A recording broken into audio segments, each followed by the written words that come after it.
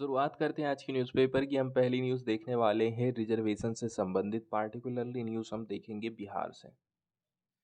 नीतीश कुमार चाहते हैं कि 50% का जो कैप लगाया गया है कोटा के ऊपर उसको हटाया जाए। 50% की जो लिमिट रखी गई है, इंदिरा साहनी जजमेंट में एक जजमेंट दिया गया था, आप कितना भी रिजर्वेशन दे दीजिए।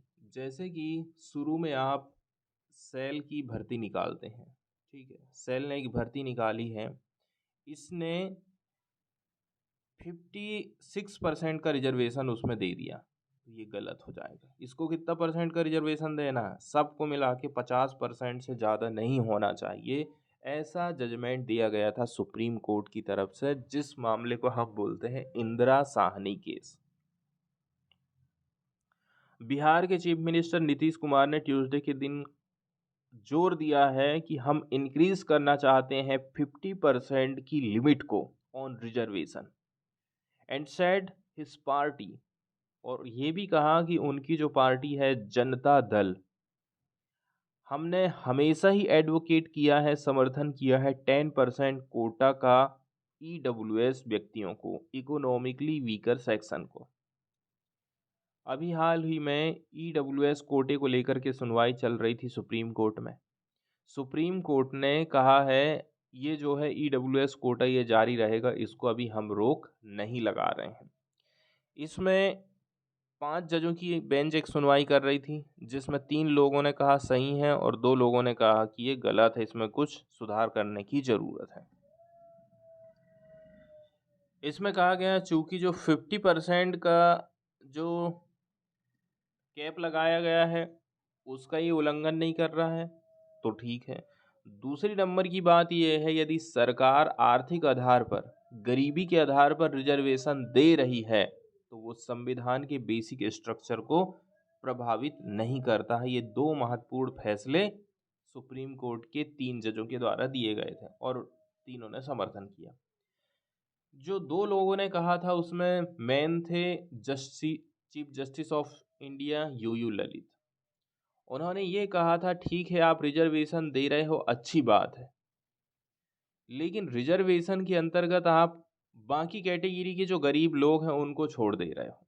जैसे आप केवल जनरल कैटेगरी वाले लोगों को 10% रिजर्वेशन दोगे, लेकिन एससी में भी तो गरीब है, एसटी में भी तो गरीब है, ओबीसी में भी गरीब है, उनको आप क्यों छोड़ दे रहे हो? इसीलिए ये संविधान का जो मूल सिद्धांत है ना उसका उल्लंघन करता है, ऐसा 2 लोगों की तरफ से कहा गया था।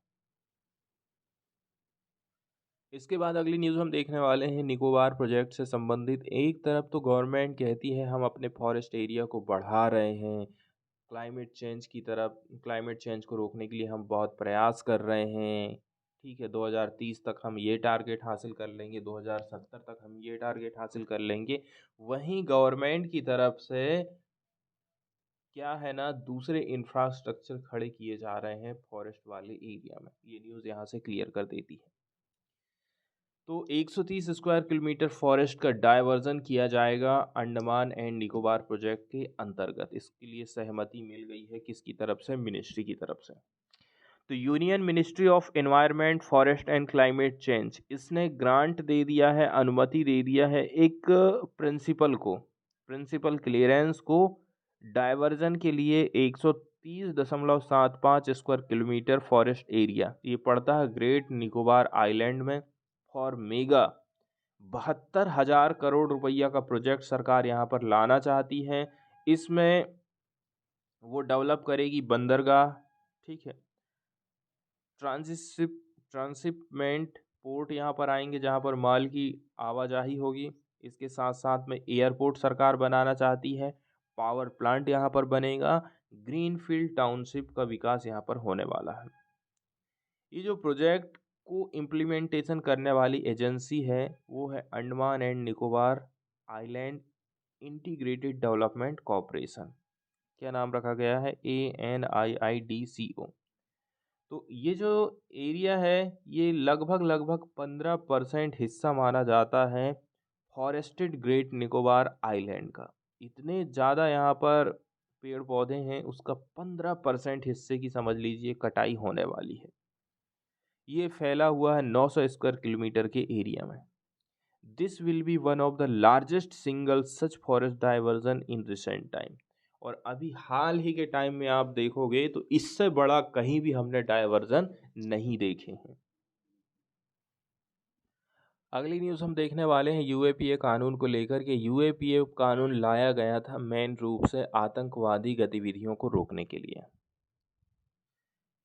तो जो यूएपीए होता है उसका फुल फॉर्म होता है अनलॉफुल एक्टिविटीज़ प्रिवेंशन एक्ट, मतलब गैरकानूनी गतिविधियां रोकथाम कानून। इस कानून का मुख्य उद्देश्य है आतंकी गतिविधियों पर रोकथाम लगाना।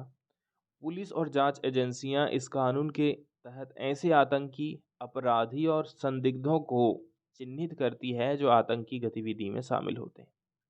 यूएपीए कानून को साल 1967 में लाया गया था। तब से लेकर अब तक इसमें 4 बार सुधार किया जा चुका है, संशोधन किया जा सकता है, 2004, 8, 12 और 19 में।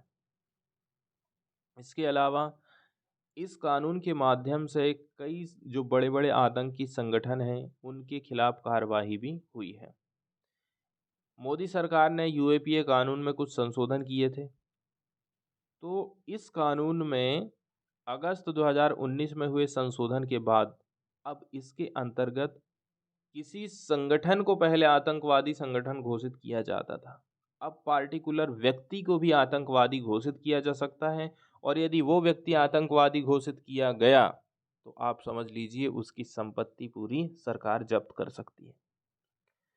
यूएपीए कानून के अंतर्गत एनआईए के पास कार्रवाई करने के असीमित अधिकार है, बहुत ज़्यादा पावर है। ये कानून एनआईए को अधिकार देता है कि वो आतंकी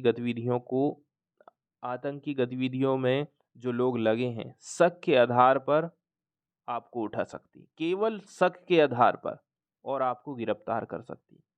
इसके अलावा संगठनों को आतंकी संगठन घोषित कर उन पर कार्रवाई भी कर सकती है। जब ये संशोधन नहीं किया गया था तो पहले किसी व्यक्ति को आतंकवादी ठहराने का कोई प्रावधान ही नहीं था। ऐसे में क्या होता था, जब किसी आतंकवादी संगठन पर प्रतिबंध लगाया जाता था तो उसके सदस्य एक नया संगठन बना लेते थे। इस प्रक्रिया पर लगाम लगाने के लिए सरकार ने यूएपीए कानून में संशोधन किया था। एक बात और यहाँ पर है कि एनआईए के अधिकारों की यदि हम बात करें तो कानून के आधार पर एनआईए को जांच के लिए पहले राज्य सरकार से, राज्य की पुलिस से अनुमति लेनी पड़ती थी। अब इसकी ज़रूरत भी नहीं पड़ेगी, मतलब केंद्र सरकार ने एनआईए को और भी ज़्यादा पावर दे दी। लेकिन यहाँ पर देखिए, आतंकवादी से संबंधित कार्यवाही कर रहे हैं, ये बहुत अच्छी बात है। लेकिन इसका प्रयोग यदि आप अपोजिशन के लीडर, पत्रकार या फिर जो आपकी आलोचना कर रहे हैं, आपके खिलाफ आवाज़ उठा रहे हैं, उनके ऊपर यदि आप करते हो तो ये बहुत गलत बात है। एनआईए के अधिकारों से जुड़े, ठीक है, एनआईए के अधिकारों की बात करें तो वो चाहे तो आतंकवाद से जुड़े किसी भी मामले में सबूत के आधार पर व्यक्ति को गिरफ्तार कर सकती है और उसे आतंकी घोषित कर उसकी संपत्ति सीज कर सकती है। एक बात और यहाँ पर बताई गई है कि आतंकवाद से जुड़े किसी मामले की जांच के लिए एनआईए के अधिकारियों को सिर्फ एनआईए डायरेक्टर जनरल से अनुमति लेना है और आप अपना काम फिर चालू कर दीजिए। अब हम बात कर लेते हैं न्यूज़ की। तो बताया जा रहा है 83 केसेस रजिस्टर्ड किए गए हैं यूएपीए कानून के अंतर्गत 2005 से लेकर के अब तक। दिल्ली पुलिस ने इन्फॉर्मेशन दिया है हाई कोर्ट को कि हमने रजिस्टर करे हैं 83 cases under UAPA since 2005। Of them 40 have been decided. उनमें से 40 को जो है डिसाइड किया जा चुका है। इसके बाद अगली न्यूज़ हम देखने वाले हैं एनजीटी से संबंधित। एनजीटी जिसको हम बोलते हैं नेशनल ग्रीन ट्रिब्यूनल, राष्ट्रीय हरित प्राधिकरण इसको हिंदी में कहा जाता है। तो ये एक अपील करने वाली एक ऑथोरिटी है, प्राधिकरण है। तो पहले हमारे देश में राष्ट्रीय पर्यावरण अपीलीय प्राधिकरण हुआ करता था, उसकी जगह में सरकार लेकर के आई है नेशनल ग्रीन ट्रिब्यूनल को 2010 में एक कानून के माध्यम से। पर्यावरण संरक्षण करने के लिए यह एक स्पेशल किस्म की बॉडी है। भारत 2010 में भारत 2010 में पूरे विश्व भर में एक दो तीसरा देश बन चुका है। पहले नंबर पर ऑस्ट्रेलिया, दूसरे में न्यूजीलैंड और तीसरे में बन गया है इंडिया। तो विश्व भर में मात्र 3 देश ही ऐसे हैं जिन्होंने इस प्रकार की संस्था का निर्माण किया है, जो कि पर्यावरण से संबंधित किसी भी प्रकार के केस की सुनवाई यहाँ पर की जाती है। अब चूंकि पर्यावरण से संबंधित जो मामला रहता है उसको जल्दी से जल्दी हमें निपटाना पड़ता है। यदि आप उसको जल्दी से नहीं निपटाओगे तो केसेस पेंडिंग चलते रहेगा और पर्यावरण को नुकसान होते रहेगा। अब हमारे वैसे भी हमारे यहाँ पर कोर्ट में कितने सारे केसेस पेंडिंग है आप सभी जानते हैं। इन समस्या से निपटने के लिए सरकार की तरफ से इस बॉडी का निर्माण किया गया था, NGT, national green tribunal 2010। National green tribunal, इसका जो हेडक्वार्टर है दिल्ली में बनाया गया है। इसके अलावा 4 इसकी छोटे ऑफिस हैं, जैसे कि भोपाल, पुणे, कलकत्ता और चेन्नई में। हम इसकी structure, term and national green tribunal की हम बात करें तो देखिए, इसमें एक अध्यक्ष रहेगा और कुछ न्यायिक व्यक्ति रहेंगे और कुछ रहेंगे स्पेशल नॉलेज रखने वाले। तो कम से भी कम इसमें 10 हो सकते हैं और ज़्यादा से ज़्यादा 20 पूर्णकालिक न्यायिक और विशेषज्ञ सदस्य होना चाहिए। सबको मिलाकर आप समझ लीजिए ज़्यादा से ज़्यादा 20 नहीं होना चाहिए और कम से भी कम 10 होना चाहिए। NGT का जो अध्यक्ष रहता है, न्यायिक सदस्य और विशेषज्ञ सदस्य 5 साल के लिए पद धारण करते हैं और इसके बाद छुट्टी हो जाती है इनकी, और फिर ये दोबारा नियुक्ति के पात्र नहीं होते हैं। केंद्र सरकार भारत के मुख्य न्यायाधीश से परामर्श लेती है और इसके बाद NGT के अध्यक्ष की नियुक्ति करती है। जबकि NGT के जो न्यायिक और विशेषज्ञ सदस्य होते हैं, इनकी नियुक्ति केंद्र सरकार द्वारा गठित एक चयन समिति के माध्यम से की जाती है।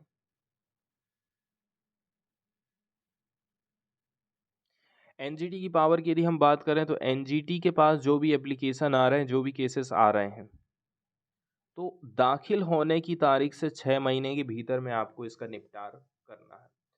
अभी हाल ही में कुछ संशोधन किए गए हैं, पर्यावरण से संबंधित एक कानून आया था जिसमें जो छोटे मोटे अपराध हैं उनमें जो जेल का प्रावधान किया गया था, जेल की जगह में सरकार ने पेनाल्टी ला दी है।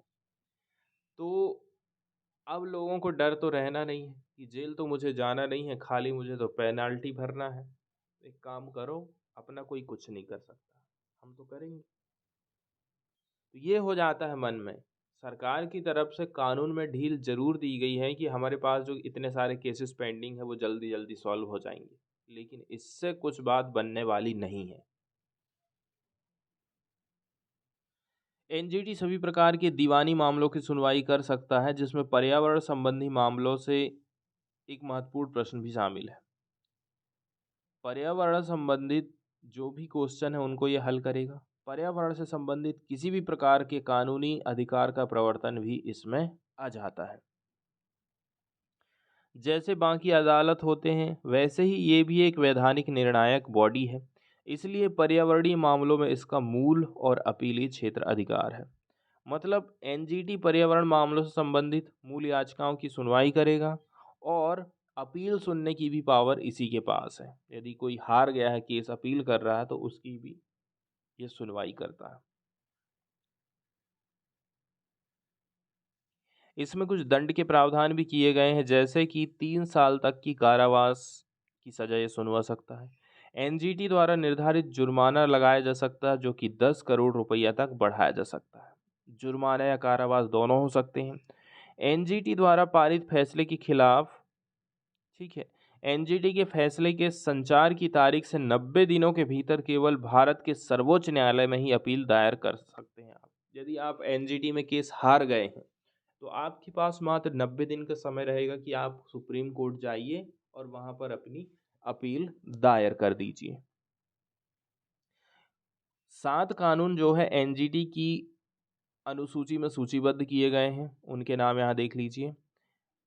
जल प्रदूषण की रोकथाम और नियंत्रण अधिनियम 1974, जल प्रदूषण की रोकथाम और नियंत्रण उपकर अधिनियम 1977, वन संरक्षण अधिनियम 1980, वायु प्रदूषण की रोकथाम और नियंत्रण अधिनियम 1981, पर्यावरण संरक्षण अधिनियम 1986, सार्वजनिक देयता बीमा अधिनियम 1991 का है, जैविक विविधता अधिनियम 2002 का है।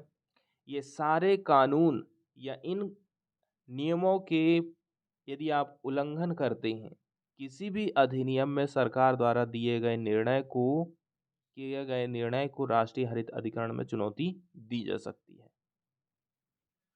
अगली न्यूज़ हम देखने वाले हैं रणथंभौर फेस्ट से संबंधित। अभी तो हम फिलहाल एनजीटी के अंतर्गत जो न्यूज़ आई उसको देख रहे हैं। रणथंभौर फेस्ट का आयोजन किया जाएगा। सबसे पहले तो कुछ कंसिडरेशन किया जाएगा कि क्या इसका इम्पैक्ट पड़ने वाला है वाइल्ड लाइफ के ऊपर, ऐसा एनजीटी का कहना है। नेशनल ग्रीन ट्रिब्यूनल ने ऑर्डर दिया है रणथंभौर फेस्टिवल को, ठीक है, कि जो म्यूजिकल एक्स्ट्रा वे जाना है, जिसको हम जो है कल्पनात्मक नाटक बोलते हैं, propose to be conducted close to the Ranthambore tiger reserve in Rajasthan can be held only if it is permitted by the authorities. NGT कह रही है आप नेशनल पार्क के किनारे, टाइगर रिजर्व के किनारे जो इसका आयोजन करेंगे, ये आप तभी कर पाएंगे जब आपको अथॉरिटी परमिशन दे देती है। और हमने दिशा निर्देश दिए हैं कि ये जो इवेंट है इसका आयोजन किया जाएगा केवल और केवल यदि आपको परमिशन मिल गई है, and subject to such condition as laid down by a joint committee of national wild life board. हमने एक नेशनल वाइल्ड लाइफ बोर्ड बनाए हैं, कमेटी बनाए हैं, वो कौन कौन से आपको कंडीशन रख रही हैं उसके हिसाब से आपको काम करना पड़ेगा। इसके अलावा जीओआई शामिल है, चीफ वाइल्ड लाइफ वार्डन शामिल है, राजस्थान शामिल है। After due consideration of its impact on wild life, इसका वाइल्ड लाइफ के ऊपर कोई प्रभाव तो नहीं पड़ेगा, तब जा कर के हम अनुमति देंगे। पिछले साल की यदि आप फोटोग्राफ्स देखते हैं प्रीवियस ईयर की, उनसे ये पता चलता है कि जो म्यूजिकल इंस्ट्रूमेंट है, लाइटिंग है, ड्रम है, इसके साथ साथ में लगभग 3000 लोग इसमें शामिल हुए थे, एनजीटी का कहना है। It had taken suo motu cognize of the matter. इसके बाद एनजीटी ने क्या काम करा, स्वतः संज्ञान लिया। इस ऑर्डर में कहा गया है no evolution was undertaken by any statutory regulator. इसका क्या असर पड़ रहा है, ठीक है, जानवरों के ऊपर इसका कोई इवोल्यूशन लिया नहीं गया था। Even by the private company organising the event, यहाँ तक कि प्राइवेट कंपनी इसको ऑर्गेनाइज कर रही है। Whether the event will have any adverse impact on the wild life. जो इवेंट मैनेजमेंट कंपनी थी उसने इंफॉर्मेशन दी थी कोर्ट को that the proposed venue is a hotel, हम जो है होटल में ये कार्यक्रम करेंगे, which is approximately 5 kilometre away from tiger reserve. ये तो 5 किलोमीटर ही दूर है। लेकिन कोर्ट का कहना है गवर्नमेंट की गाइडलाइन के हिसाब से, देखिए अप्रूवल किसका, स्टैंडिंग कमेटी का, ये कहाँ की है, नेशनल बोर्ड वाइल्ड लाइफ की, वो बहुत ज़रूरी है। Activities with in 10 kilometre from boundaries of national park and wild life sanctuaries. और सुप्रीम कोर्ट की तरफ से कुछ महत्वपूर्ण निर्णय भी दिए गए हैं, जैसे ये टाइगर रिजर्व या नेशनल पार्क, इसके 10 किलोमीटर के भीतर के एरिया, 1 किलोमीटर के भीतर के एरिया, यहाँ पर भी लिमिट बांध दी गई है कि आप यहाँ पर कुछ एक्टिविटी नहीं कर सकते, इंफ्रास्ट्रक्चर खड़ा नहीं कर सकते। तो इन सब को लेकर के भी एनजीटी ने कान खड़े कर दिए हैं। अगली न्यूज़ हम देखने वाले तमिलनाडु से। यहाँ पर क्रैब की एक नई स्पीसीज पाई गई है, ये पिक्चर आप देख रहे हैं ना। The new species of estuarine crab Pseudohelice Annamalai इसका नाम रखा गया है। तो रिसर्चरों ने डिस्कवर किया है एक न्यू स्पीसीज जो कि एस्चुराइन क्रैब के अंतर्गत आती है, मतलब नदी के मुहाने में जो पाए जाते हैं क्रैब, केकड़े। कहाँ पर, mangroves of Parangipettai near Vellar river in Cuddalore district. Cuddalore district है, वेल्लार रिवर है, मैंग्रोव्स आते हैं पारांगीपेट्टी के। The species has been named Pseudohelice Annamalai. नाम क्या रखा गया है? स्यूडोहोलाइस अन्नामलाइस। यहाँ पर रिकॉग्निशन दिया गया है, ध्यान रखा गया है किसका? Annamalai's universities 100 years of service in education and research, ताकि इसको हम थोड़ा सा मान्यता दे सकें। इस डिस्कवरी को पब्लिश किया गया है latest issue of zoological studies में। किसके द्वारा? प्रेमा एंड एस रविचंद्रन। ये आते हैं centre of advance studies CS के अंतर्गत, मैरीन बायोलॉजी, अन्नामलाई यूनिवर्सिटी। इसमें इनको सहयोग मिला था प्रोफेसर HSI टेसिह का and Jhih Wei Hsu of National Chung Hsing University Taiwan और CAS की तरफ से, अन्नामलाई यूनिवर्सिटी की तरफ से ये स्टडी की गई है। तो ये जो है आज तक देखा जाए तो फर्स्ट एवर रिकॉर्ड माना जाता है इस जीनस का। कौन से जीनस का? स्यूडोहेलाइस का। कलेक्टेड किया गया है हाई इनर्टिडियल एरियाज में, अंतर्ज्वारीय एरियाज में, इन फ्रंट ऑफ CAS। इसलिए केवल 2 species, Pseudohelice subquadrata and Pseudohelice latreillii, have been confirmed within this genus. इस जीनस के अंतर्गत 2 और प्रजातियां हैं, उनके नाम एक ये है और दूसरा ये है। एक पहली प्राइवेटली डेवलप्ड की गई रॉकेट के बारे में कुछ बातें यहाँ पर बताई जा रही हैं। इंडिया की पहली प्राइवेटली डेवलप्ड की गई रॉकेट विक्रम-S, ठीक है, ये इतिहास रचने जा रही है as it undergoes final preparations at ISRO, launched in Sriharikota for launch between 12 से लेकर के 16 नवंबर के बीच में इसकी लॉन्चिंग की गई। इसको डेवलप किया गया है हैदराबाद बेस्ड स्काई रूट एरोस्पेस के द्वारा। द मिशन का नाम रखा गया था Prarambh, the beginning, since it is the first mission for Skyroot was. तो ये स्काई रूट के द्वारा जो है पहला इस प्रकार का मिशन है। इसका अनवील किया गया है इसरो के चेयरमैन S सोमनाथ के द्वारा बंगलुरु में, after the technical launch clearance from the space regulator IN species, ऐसा यहाँ पर कहा गया है।